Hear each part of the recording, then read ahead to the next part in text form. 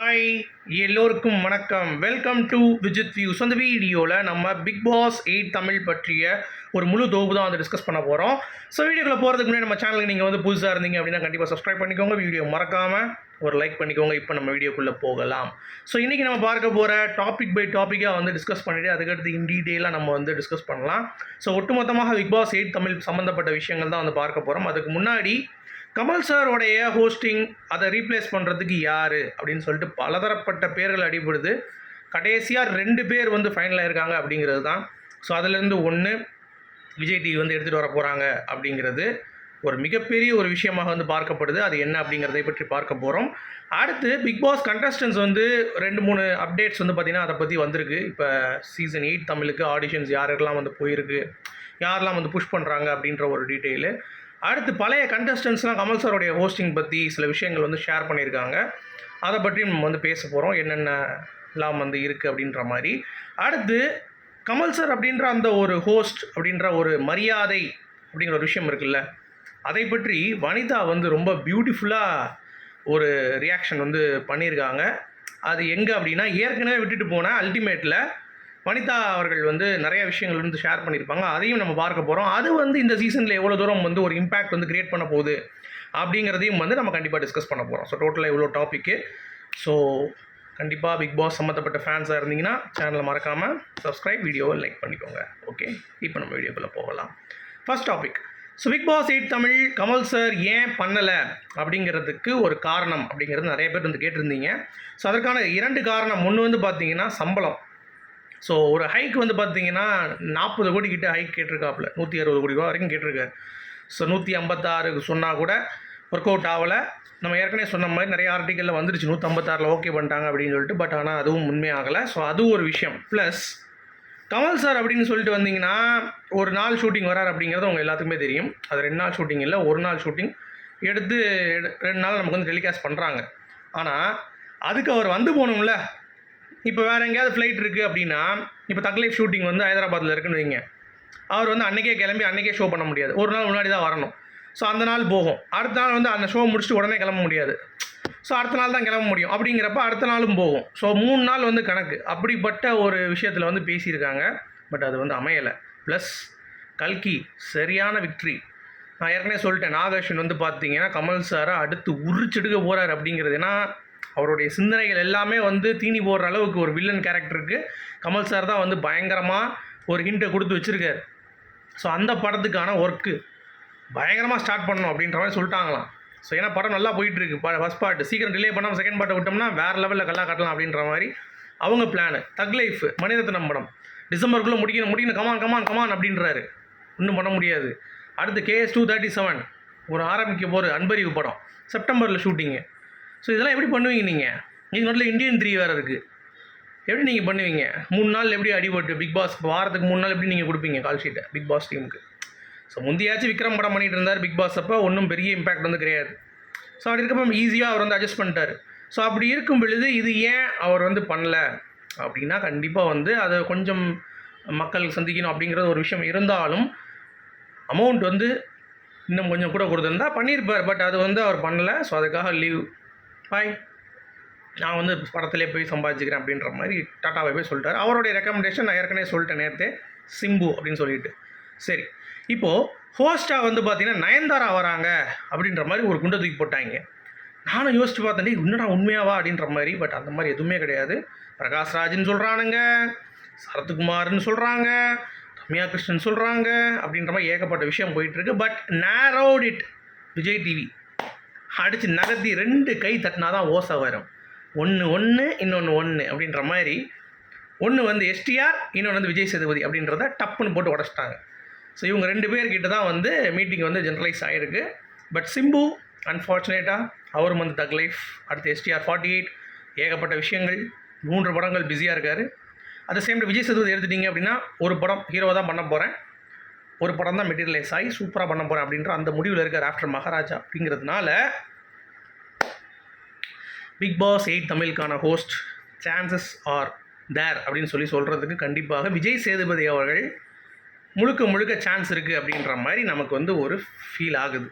ஓகேவா? So STR maybe அவர் அந்த 3 படங்களில் மேட்ச் பண்ணி இப்போ கமல் சாரும் வந்து 4 படம் பண்ணிகிட்ருக்காரு, அவருக்கு 3 அப்படிங்கிறப்ப அந்த வேலை பழு அப்படிங்கிறது வந்து கண்டிப்பாக இருக்கும்.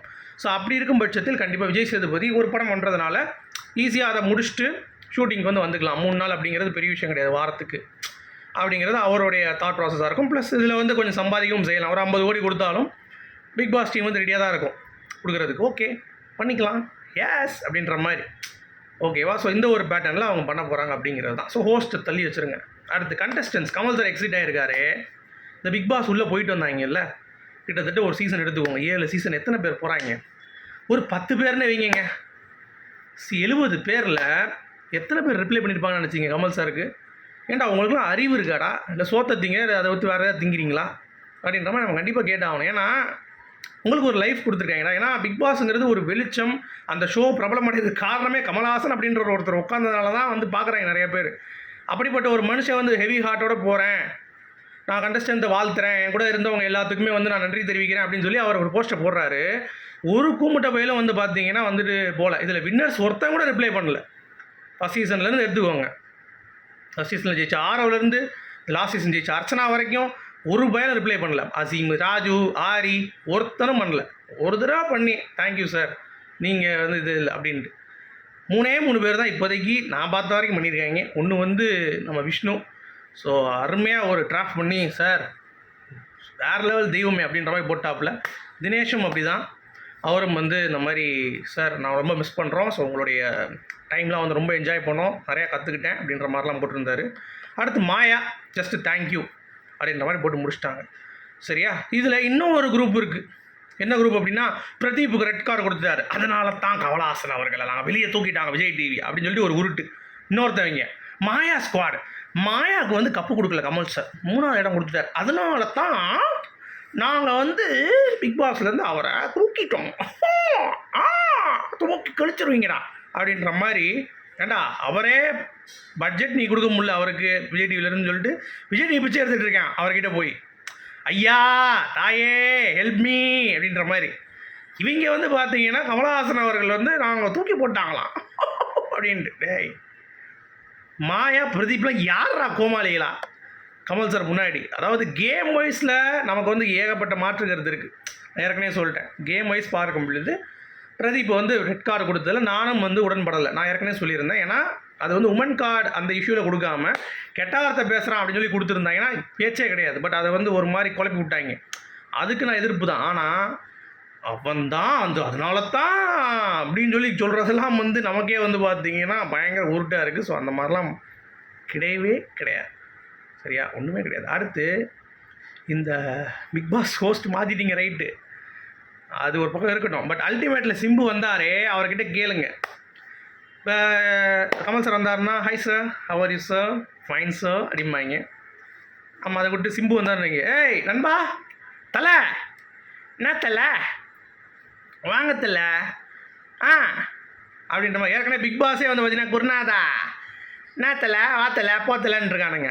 இப்போ போஸ்ட்டு மாறிட்டாங்கன்னா என்ன மாமா லேட்டாக வந்திருக்கேன், சீக்கிரம் வாமாம்மா, சீக்கிரம் முடிச்சுட்டு போகணுண்டா, நான் கேட்கணும் கேள்வி கேட்டுன்னு போயிட்டே இரு, நான் பாட்டு அதுக்கு வரேன் அப்படின்ற மாதிரி இப்படி பேச ஆரம்பிச்சாங்கன்னா பயமாக இருக்குடா.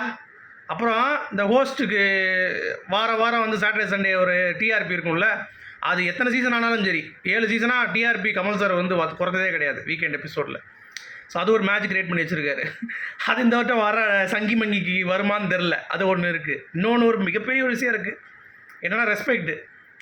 நீ யாரா சொல்கிறதுக்கு கோமாளி போடா அப்படின்ட்டாங்கன்னு வைங்களேன். ஹோஸ்ட் வந்துட்டே நான் செவனேன வீட்டில் படுத்து தானே இருந்தேன், என்னை கூப்பிட்டு வந்து பிக் பாஸ் கூப்பிட்டு வந்து ஒட்டுமொத்த ஜோலியை முடிச்சு விட்டுவீடா அப்படின்ற மாதிரி ஆகி போடும். ஸோ இதெல்லாம் கவனிக்குமா புது ஹோஸ்ட்டுக்கு தெரியும்ல, வந்து போமா இல்லையா? சிம்பு அதெல்லாம் வந்து பார்த்துட்டு தான் நிரூப் வந்து கேட்பார், தண்ணி பாட்டில் எங்கே வைக்க? அனிதா சம்பத் ஓ சூளை வெய்யே அப்படிம்பாங்க. அப்பா புள்ள இருக்குமாடா அப்படின்ற மாதிரி யார் போகிறாங்களோ அதெல்லாம் நீங்கள் சமாளிக்க வேண்டியிருக்கும். அதை மீறியும் வனிதாக்கா பிக் பாஸ் அல்டிமேட்டில் ஒரு விஷயம் சொல்லியிருந்தாங்க. என்ன அப்படின்னா, சிம்பு வந்து ரீப்ளேஸ் பண்ணுறாரு நம்ம வனிதாக்கா வந்து முடியல அவங்களால, நான் வெளில போகிறேன் என்னை விட்டுருங்க, நாளாக வர முடியும். அவங்களும் பயந்துட்டாங்க, ரம்யா கிருஷ்ணன் வந்துட போகிறா அப்படின்ட்டு. நான் அவங்களுக்குள்ளே ஒரு பாகுபாடு இருந்துச்சு கரெக்டாக. அதனால் நான் முடியாது அப்படின்னு சொல்லிட்டு எதுக்குல அந்த ஷோக்கு வரோம்? இந்த டிஆர்பிக்கே கமல்ஹாசன் தான்டா, அந்த மூஞ்சிக்கு தானே வரும். இப்போ எல்லாருமே வந்து வேற எவனா வந்தானா நான் யாரா நீன்னு கேட்டுருவேன். கமல்ஹாசன் அப்படின்ற அந்த பேர்னால தானே ஒரு மரியாதை இருக்குது அப்படின்ற மாதிரி அவங்க சொல்லியிருக்காங்க. அது உண்மை தானே? ஸோ வனிதா வேறு லெவல், நல்லா புரிஞ்சுக்கிட்டாங்க. ஸோ இனிமேல் கண்டஸ்டன்ஸாக இருக்கிறவங்க உள்ளே வர்றதே வந்து கமல் சார் இல்லையா, முடியாது அப்படின்ற மாதிரி. ஸோ அடுத்து என்ன கேட்பீங்க, நீ ஏன் ட்ரை பண்ணிட்டு இருந்தீங்க என்ன ஆச்சுன்ட்டு. இனிமேல் வயசுக்கு வந்தா என்ன, வரலன்னா என்ன அப்படின்ற மாதிரி. கமல் சார் இல்லைன்னா நம்மளாம் வந்து வாய்ப்பே இல்லை, நம்ம ரிவ்யூவாக இருந்துட்டு போயிடலாம் அப்படின்னு சொல்லிட்டு இந்த வீடியோ நான் முடிக்கிறேன். உங்களுடைய கருத்துக்கள் என்ன? மீண்டும் சந்திப்போம். Thank you, good bye.